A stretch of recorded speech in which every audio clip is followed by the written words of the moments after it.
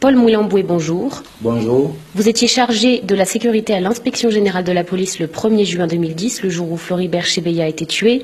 Vous étiez vous-même au bureau ce jour-là. Qu'est-ce que vous avez vu? C'est à partir de 17 h, il y a mon ami le major Christian Goy, qui est le commandant bataillon Simba, qui m'a appelé. Il m'a dit que je suis accompagné par un visiteur de marque qui va rencontrer le général Numbi. Et je lui ai dit non, le général Numbi est absent. Il m'a dit non, dans quelques minutes, le général va arriver à l'inspection générale. Il est entré avec un monsieur que je ne connais pas. Et lorsqu'il est sorti, c'est lui-même la personne qui s'est présentée devant moi. Il m'a dit, moi je m'appelle Floribert Chebeya, le secrétaire exécutif de la voie des envois. Combien de temps est-il resté dans votre bureau?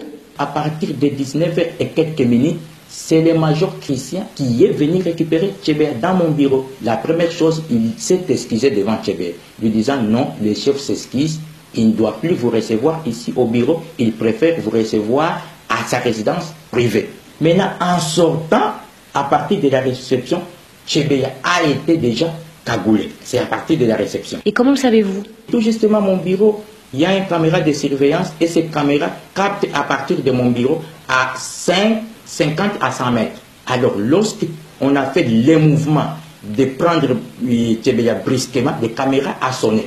Et c'est ce qui m'a suscité. En regardant cette caméra, je vois le major Christian et quelques éléments de la police cagoulé Chebeya par les sachets, à ceux qui connaissent Kinshasa, des sachets vivants, et on l'a commencé à scotcher. Et c'est ce qui m'a suscité de descendre, de quitter mon bureau et descendre, de savoir qu'est-ce qui se passe. C'est à ce moment-là que vous les avez rejoints à la réception? Je n'avais pas trouvé Chebeya à la réception. On l'a amené directement au hangar. J'ai appelé major Christian. Je lui ai posé la question de savoir. Il m'a dit, monsieur, fermez ta bouche. C'est un ordre qui vient de la hiérarchie. Je lui ai encore posé la deuxième question. Qui vous a donné cet ordre? Il m'a dit, non, c'est le président de la République pour la première fois. Je lui ai posé la question.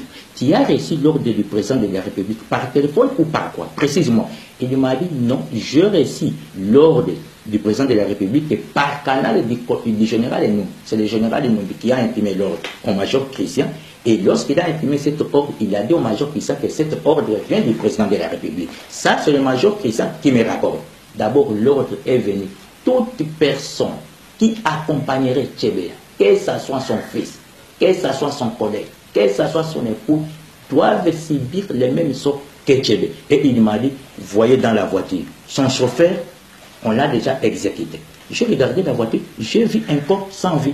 Et lorsque je parle avec le major Christian, les policiers sont en train déjà de continuer à étouffer Chebeya. Et quelle a été votre réaction? Moi, je suis un officier sans troupe. Le major Christian, c'est l'officier avec troupe.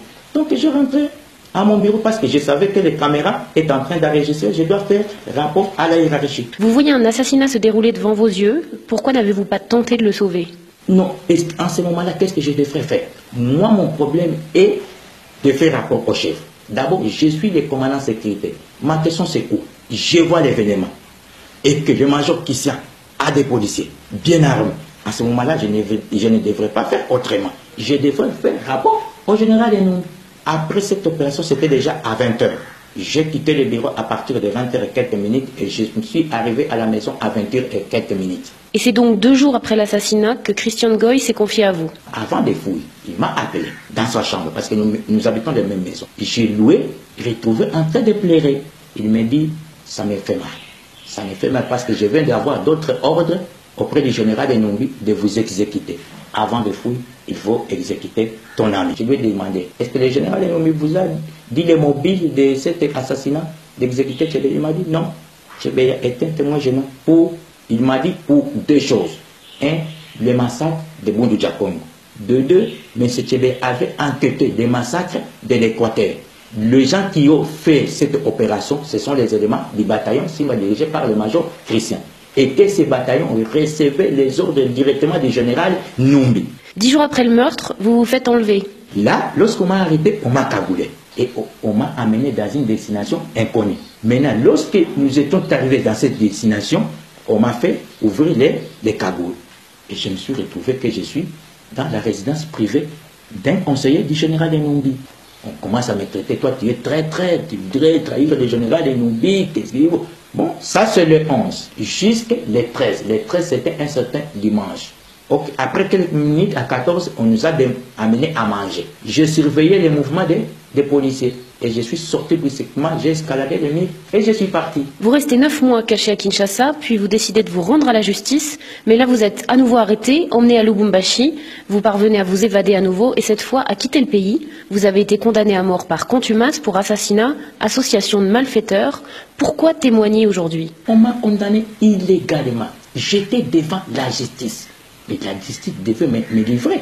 La justice a préféré me faire disparaître. Parce que je suis témoin gênant dans l'affaire Tchéboué. C'est-à-dire quoi? Je suis témoin gênant pour le pouvoir de Kinshasa et pour le président de la République. Et pour même le général Enou. À ce moment-là, il n'y a pas moyen de retourner au pays. Paul Mouilamboué, je vous remercie.